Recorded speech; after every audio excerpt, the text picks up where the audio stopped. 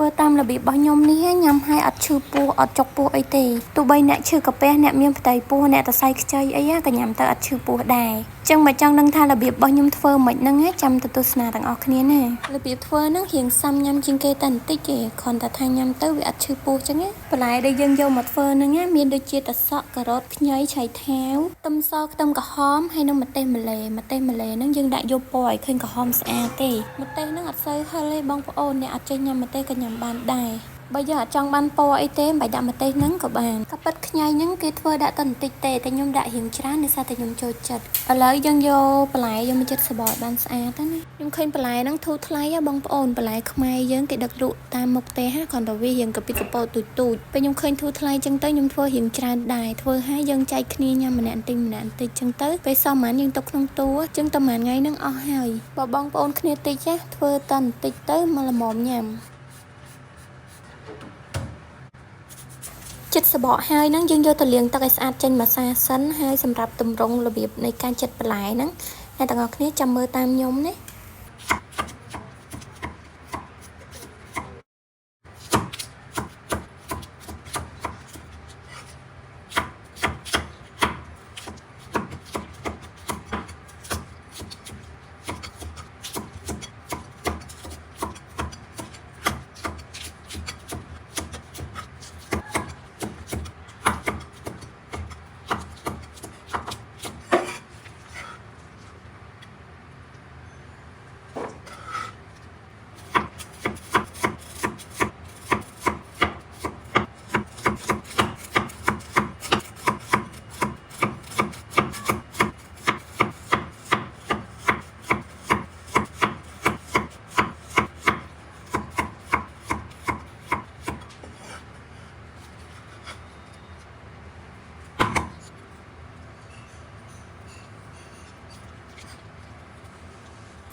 ការ៉ុតនេះខ្ញុំចិតម៉ូតរៀងផ្កាអញ្ចឹងហើយចិតរៀងស្ដើង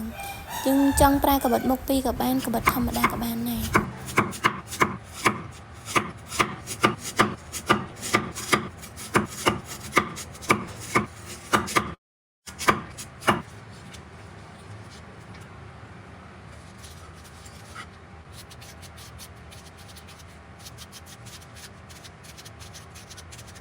សម្រាប់ខ្ទឹមក្រហមនេះបងប្អូននៅពេលដែលចិតហើយត្រូវយកទៅត្រាំទឹកសិនត្រាំទឹកមកសន្ទុះទៅ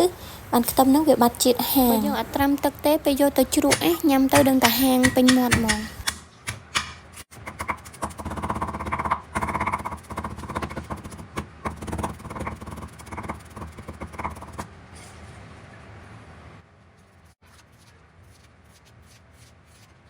ខ្ទឹមសចង់ចិញ្ច្រាំឲ្យល្អិតក៏បានចិតប្រទះក៏បានដែរខ្ញីក៏ដូចគ្នាចង់ចិតបែបវែងទូចឬក៏ចិតចំណិតហ្នឹងក៏បានដូចគ្នា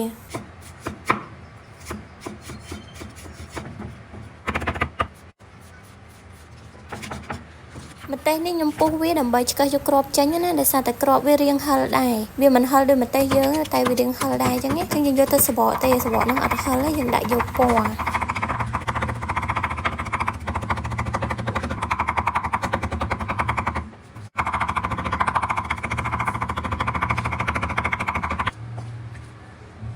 បន្តមកទៀតយើងយកបន្លែហ្នឹងយកមកច្របាច់ជាមួយអំបិលហ្នឹងយើងដាក់តិចល្មមទៅបានហើយមិនបាច់ច្របាច់អីខ្លាំងពេកទេច្របាច់តិចទៅបានហើយព្រោះអំបិលហ្នឹងវាធ្វើឲ្យបន្លែហ្នឹងទន់ហើយឥឡូវនេះយើងបានមកដល់ចំណុចសំខាន់ហើយបងប្អូនកាលពីដើមវីដេអូហ្នឹងគឺខ្ញុំបានប្រាប់ថារបៀបធ្វើរបស់ខ្ញុំហ្នឹងអ្នកពោះធំអ្នកសរសៃខ្ចីអ្នកឈឺកាពះអ្នកញ៉ាំបន្លែឆៅអត់បានហ្នឹងបើធ្វើតាមរបៀបខ្ញុំហ្នឹងក៏ញ៉ាំបានអត់ឈឺពោះទេរបៀបធ្វើនោះគឺយើងយកបន្លែទាំងអស់ហ្នឹងយកទៅច្របាច់ជាមួយអំបិលដើម្បីឲ្យវាទន់សាច់ហើយការច្របាច់ហ្នឹងដែរគឺយើងអត់ច្របល់វាចូលគ្នាទេយើងច្របាច់អំបិលមួយមុខ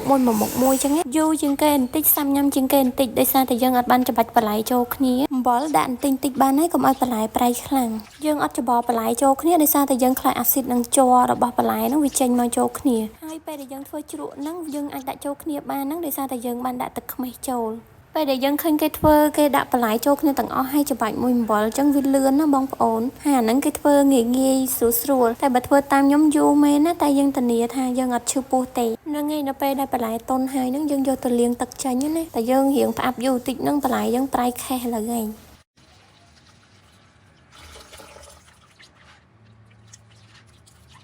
ភ ភាគច្រើនហ្នឹងគេចំណាំនិយាយថាញ៉ាំរបស់ផ្អាប់របស់ជ្រក់ច្រើនពេកហ្នឹងប៉ះពាល់សុខភាពប៉ះពាល់តសៃឈាមសម្ពាធឈាមទីពិតទៅមែនទេអាហ្នឹងយើងទៅទិញគេយើងមិនដឹងគេធ្វើមិនខ្លះតែបើយើងធ្វើខ្លួនឯងមើលឲ្យពេលយើងច្បល់អំបិលហើយយើងលាងទឹកឲ្យស្អាតពីប៊ិចទឹកទៅបងប្អូនយកទៅដាក់លើកញ្ច្រែងឲ្យស្រស់ជាតិអំបិលចេញឲ្យអស់ណាឥឡូវយើងមកលាយទឹកត្រីម្ដងណាខ្ញុំដាក់ទឹកត្រីទឹកខ្មេះស្ករហើយដាក់ប៊ីចេងបន្តិចដែរបងប្អូនអាចលៃលោកទៅតាមចំណង់ចំណូលចិត្តបានដំបូងយើងដាក់គ្រឿងមុំសិនទៅដល់ពេលយើងញ៉ាំបើឃើញស្ទើអីហ្នឹងចាំយើងថែមថយតាមក្រោយហ្នឹងក៏អត់អីដែរ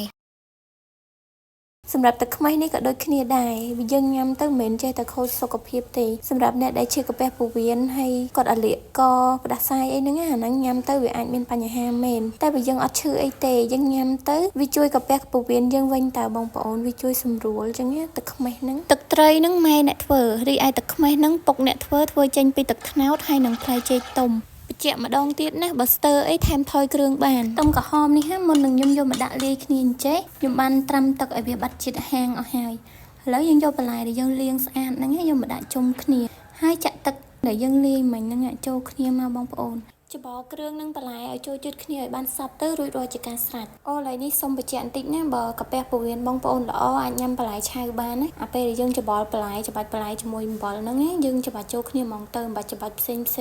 ដូចខ្ញុំអញ្ចឹងទេហើយឥឡូវរួចរាល់ហើយបងប្អូនសម្រាប់ជ្រក់នេះគឺយើងអាចញ៉ាំជាមួយនឹងសាច់ជ្រូកអាំងមាន់អាំងសាច់ជ្រូកចៀនមាន់ចៀនអីសាច់គោអាំងសាច់គោចៀនអីបានទាំងអស់ញ៉ាំបាយពេលព្រឹកអីឆ្ងាញ់ហ្មងនិយាយទៅញ៉ាំពេលណាក៏បានដែរសេតែចិត្តបងប្អូនទេធ្វើរួចហើយហ្នឹងយើងយកទៅដាក់ទូទឹកកកទុកទៅអាហ្នឹងវាងាយខូចអរគុណសម្រាប់ការមើលវីដេអូនេះណាជូនពរអ្នកដែលមើលវីដេអូនេះឲ្យរកទទួលទានមានបាននិងសុខភាពល្អទាំងអស់គ្នាណាហើយបើអ្នកទាំងអស់គ្នាចូលចិត្តវីដេអូរបស់ខ្ញុំកុំភ្លេចជួយចុច Subscribe ឲ្យ Channel YouTube និងជួយ Follow Facebook Page ហើយបើអាចជួយ Share ឲ្យម្នាក់មួយម្នាក់ពីរផងណាអរគុណច្រើនបងប្អូនទាំងអស់គ្នាឥឡូវនេះខ្ញុំសូមជម្រាបលាអ្នកទាំងអស់គ្នាសិនហើយចាំជួបគ្នានៅវីដេអូថ្មីជាបន្តទៀតណា